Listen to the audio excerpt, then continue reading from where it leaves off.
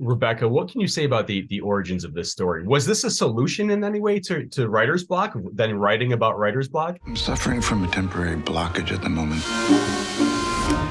No, but it was a memory of having had it, which is like a near-death experience, to be honest, and something that I don't recommend.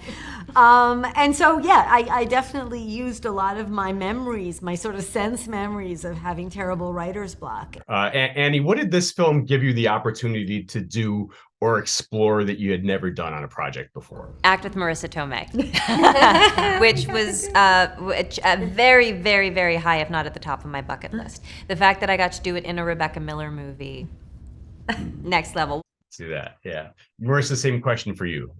Pressure's on. What did this present to you that you'd never done before on screen? I mean, the obvious, of course, driving the boat and getting to be with Annie. And I guess I've done a bunch of New York films, but this was like the real thing. Really being in Red Hook and shooting in that bar in Sonny's, and there was a level of New Yorkness, and really being with Rebecca was the thing that was.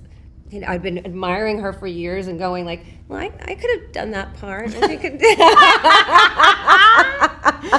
We've got to talk about the Force, who is Peter Dinklage. He's so good in this, as we're so accustomed to by this point. Marisa and Annie, I think that it's both of your first times working with him. Like, was there anything that you guys were surprised to learn about him throughout this process?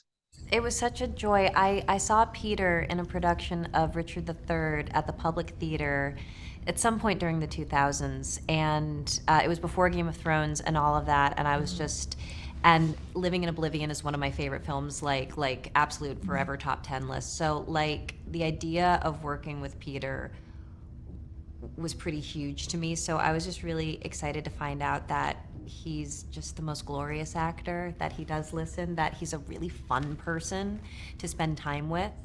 And so like I did feel like I made a friend who I could also make art with, which is like so ideal. And it was really fun because normally when you're in a love story, you're with someone, and if you're the counterpoint to the romantic love story, you're usually a nightmare. Like that's usually the way that it's framed. But in this case, Patricia and Stephen, they're not in a nightmare.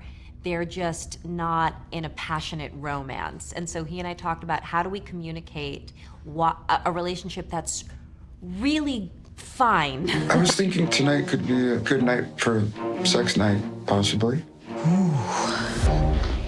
It's an interesting idea. And that no sane person would ever leave, but doesn't necessarily have that life-affirming, amazing, passionate, sensual, tempestuous thing. And so we developed something that we called anti-chemistry. And it was the idea of two people who just are awkward around each other while also being very kind to each other. And hopefully, and hopefully it worked.